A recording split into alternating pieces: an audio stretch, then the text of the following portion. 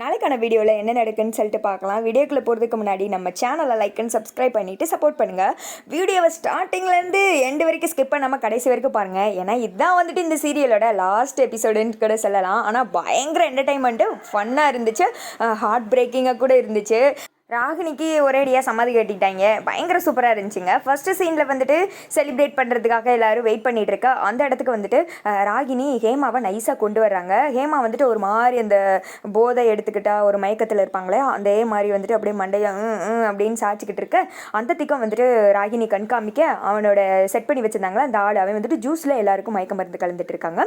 சரி, இப்போ நம்ம பார்ட்டியை வந்து ஆரம்பிக்கலாம் அப்படின்ற மாதிரி சொல்ல, இங்கிட்டு வந்துட்டு ஹேமா காதில், ஹேமா இப்போ நீ போய் எல்லாருக்கும் ஜூஸ் கொண்டு வந்து கொடுக்குறியா அப்படின்ற மாதிரி சொன்னதும் சாரி அப்படின்னு சொல்லிட்டு ஹேமா நடக்க முடியாமல், அதாவது மயங்கி போகிறாங்க. அந்த போதை மருந்து கலந்த ஜூஸ் குடித்தாங்கள்ல, அதனால போயிட்டு அந்த ஜூஸ் எடுத்துகிட்டு எல்லாருக்குமே வந்து கொடுக்குறாங்க.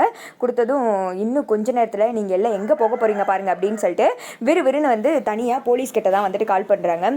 சார், இங்கே ஒரு குடும்பமே சேர்ந்து ஃபங்க்ஷன் மாதிரி ஏற்பாடு பண்ணி போதைப் பொருள்லாம் வந்துட்டு இது பண்ணிட்டு இருக்காங்க சார். நீங்கள் வந்தீங்கன்னு வச்சுக்கோங்க, குண்டோடு அள்ளிட்டு போயிடலாம். இது மூலயமா பல சின்ன பசங்க காலேஜ் பசங்களோட வாழ்க்கையை நீங்கள் காப்பாற்றலை சார், ரொம்ப மோசமான ஆளுங்க சார் அப்படின்ற மாதிரி சொல்ல, உங்கள் பேர் என்ன அப்படின்ற மாதிரி கேட்டுப்பாங்க போல. சார், என் பேரெல்லாம் நான் சொல்ல விரும்பலை, ஏன்னா என் உயிருக்கே ஆபத்து இருக்குது சார், அதனால் பேர்லாம் சொல்ல விரும்பலை, நீங்களே வந்துருங்க அப்படின்ற மாதிரி சொல்லிவிட்டு ஃபோனை கட் பண்ணிடுற. இதெல்லாம் வந்துட்டு சுபா கேட்டுட்டு தான் இருப்பாங்க. அப்படியே முறைச்சி நின்று பார்த்துட்டு இருக்க. டக்குன்னு வந்துட்டு ராகினி பார்த்ததும் பயந்துடுறாங்க. சுபா இங்கே என்ன பண்ணிக்கிட்டு இருக்க அப்படின்ற மாதிரி சொல்ல, அது என்னன்னே தெரியல, ஒரு மாதிரி மயக்கமாக வருது அப்படின்ற மாதிரி சொன்னதுமே, அங்கே போய் ரெஸ்ட் எடுப்போம், எங்கிட்ட விழுந்துன்னு தொலைச்சிடாத, போய் ஒழுங்காக போய் பாடு அப்படின்ற மாதிரி சொல்ல, சரிங்க சின்னத்தை நான் போய் படுக்கிறேன் அப்படின்ற மாதிரி சொன்னது, போடி போ அப்படின்னு சொல்லிட்டு ராகினி மறுபடியும் கூட்டத்தோடு போய் ஐக்கியமாயிக்கிறாங்க. இப்போ வந்துட்டு யார் பெஸ்ட் மருமகள்னு சொல்லு, அதுக்காண்டி தானே இந்த ஃபங்க்ஷனை ஏற்பாடு பண்ணியிருக்கா, யார் சொல்ல போகிறேன்னு சொல்லிட்டு நாங்கள் எல்லாம் ஆர்வமாக இருக்கோம் அப்படின்னு சொல்லிட்டு ராமச்சந்திரன் சொல்ல, சரி இப்போ யார் பெஸ்ட் மருமகள்னு சொல்ல வேண்டிய நேரம் வந்துருச்சு. அதுக்கு முன்னாடி நான் கொஞ்சம் பேச வேண்டியிருக்கு. என்னை பொறுத்தவரை 4 பேருமே வந்துட்டு சிறந்த மருமகள் தான். முதல் வந்துட்டு சுபாவை எடுத்துக்கிட்டான்னா, அவள் இந்த வீட்டோட மூத்த மருமக, ரொம்ப வந்துட்டு வெகுளி, தனக்கடுத்து வந்த 3 பேருமே சின்னவங்க அப்படின்ற மாதிரி பார்க்காம எல்லாருக்கிட்டையுமே ரொம்ப வந்துட்டு நல்ல விதமாக நடந்துப்பா. இந்த குடும்பத்துக்கு வந்துட்டு ரொம்ப பொறுப்பான மருமக. அடுத்து எடுத்துக்கிட்டேங்கன்னா வந்துட்டு ஹேமா, கோவப்படுவாதான், பட்டப்படன்னு பேசிடுவா, ஆனால் அதுக்கடுத்தே அவன் மறந்துட்டு எல்லாரும் கூட சகஜமாக பேச ஆரம்பிச்சிருவா. ரொம்ப நல்ல பொண்ணு, வெற்றிக்கு உறுதுணையாக இருந்து அவனுக்கு ரொம்ப பக்கபலமாக இருக்கிறா. அது மட்டும் கிடையாது, இந்த வீட்டுக்கு ஏற்ற மருமக ஹேமா தான். அடுத்து காவியா வந்ததுலேருந்து அவளுக்கு பல பிரச்சனை, சோகம், கவலை, ஆனால் அதெல்லாம் அவள் மைண்டில் எதுவுமே வச்சுக்காம இப்போயும் வரைக்கும் வந்துட்டு இந்த குடும்பத்தை தாங்கி தான் நடத்திட்டு இருக்கா. அடுத்து இந்திராவை பற்றி சொல்ல போனால், இந்திரா மாதிரி ஒரு மருமக கிடைச்சைக்கு நான் தான் கொடுத்து வச்சிருக்கணும். இந்திராவை ஃபஸ்ட்டு நான் ஏற்றுக்கலவே இல்லை. இப்போ ஏற்பட்ட ஒரு நல்ல மருமகளை வந்துட்டு புரிஞ்சுக்கிறதுக்கு எனக்கு ரொம்ப நாள் ஆயிடுச்சு. அதுக்காக நான் இந்திரா கிட்ட தான் நான் சாரி கேட்டுக்கிறேன். சாரி இந்திரா அப்படின்ற மாதிரி சொல்ல, ஐயோ அத்தை, என்னத்தை நீங்கள் என்கிட்டலாம் வந்துட்டு சாரி கேட்குறீங்க, அதெல்லாம் வேணாம் அத்தை அப்படின்ற மாதிரி சொல்கிறதும், இல்லை இந்திரா, இருந்தால் நான் பண்ணது தப்பு தானே அப்படின்ற மாதிரி சொன்னதும், அத்தை அப்படின்ற மாதிரி வந்துட்டு இந்திரா ரொம்ப ஃபீல் பண்ணுறாங்க. காவியா வந்துட்டு ஃபீல் பண்ணாத இந்திரா அப்படின்ற மாதிரி சொன்னதும், அடுத்து வந்துட்டு ஜெயா சொல்கிறாங்க, இந்த குடும்பத்துக்கு வர எல்லா பிரச்சனையுமே இந்திரா வந்துட்டு தாங்கி பிடிச்சிக்கிறா அப்படின்ற மாதிரி சொல்லிட்டு, இப்போ யார் சிறந்த மருமகள்னா அப்படின்ற மாதிரி சொன்னதுமே, டேய் போலீஸு எங்கடா இருக்கீங்க அப்படின்ற மாதிரி ராகினி மனசில் நினச்சிக்கிட்டு இருக்க. டக்குன்னு வந்துட்டு போலீஸ் துப்பாக்கியோடு வந்துடுறாங்க. எல்லாரும் ஒரு நிமிஷம் அமைதியாக இருங்க அப்படின்ற மாதிரி சொல்ல, என்னங்க போலீஸ் வந்திருக்கு அப்படின்ற மாதிரி சொல்ல, இங்கிட்ட ராகினி நடிக்க ஆரம்பிச்சிடறாங்க. அக்கா போலீஸ் வந்திருக்குக்கா அப்படின்ற மாதிரி. சார் என்னாச்சு, எதுக்கு வந்திருக்கீங்க அப்படின்ற மாதிரி வந்துட்டு ராமச்சந்திரன் கேட்க, இங்கே ஃபங்க்ஷனுன்ற பேரில் போதைப் பொருளை எடுத்துகிட்டு ஆட்டம் போடுறீங்கன்னு எங்களுக்கு நியூஸ் வந்திருக்கு அப்படின்ற மாதிரி சொல்ல, நீங்கள் தேவையெல்லாம் பேசிகிட்டு இருக்கீங்க, இது எங்கள் வீட்டு மருமகளுக்காக நான் ஏற்பாடு பண்ண ஃபங்க்ஷன், அதில் எப்படி போதைப் பொருள் இருக்கோ, அது மட்டும் கிடையாது, நாங்கள் ரொம்ப கௌரவமான குடும்பம், யாரோ எங்கள் மேலே தேவையெல்லாம் பழி போட்டிருக்காங்க, குடும்ப ஃபங்க்ஷனில் எப்படி சார் போதைப் பொருள் இருக்கோ அப்படின்ற மாதிரி சொல்ல, இந்திராவும் வந்துட்டு அதே தான் சொல்கிறாங்க. மேடம், அதை நாங்கள் தேடி பார்த்துட்டு இல்லைன்னு சொல்லிக்கிறோம், டே எல்லா இடத்துலையும் போய் தேடுங்கடா அப்படின்ற மாதிரி சொல்ல, ஆளுக்கு போய் தேட ஆரம்பிச்சிடறாங்க. இன்னும் கொஞ்ச நேரத்தில் நீங்களாம் என்ன கெதிக்கு ஆளாகிறீங்க பாருங்கடி, குடும்பத்தோடு போங்க அப்படின்ற மாதிரி ராகினி மனசில் நினச்சிக்கிட்டு இருக்க. தேடி ஒரு 2 பொட்டலத்தை எடுத்துகிட்டு வராங்க. இது என்னது, பெரிய என்னமோ குடும்ப ஃபங்க்ஷன் சொன்னீங்க அப்படின்ற மாதிரி சொல்ல, இது எந்த ரூமில் இருந்துச்சுன்னு கேட்டால் அவங்கள மட்டும் விசாரிக்க போகிறாங்க, நம்ம இதுக்கு பயப்படணும் அப்படின்ற மாதிரி ராகினி சொன்னதும், அங்கே வந்துட்டு இந்த ஃபோட்டோ இருந்துச்சு சார் அப்படின்னு சொல்லிட்டு ஒரு ஆள் காமிக்க, பார்த்தா அது இந்திராவும் கௌதமே ஒன்றா இருந்த மாதிரி ஃபோட்டோ இருக்குது.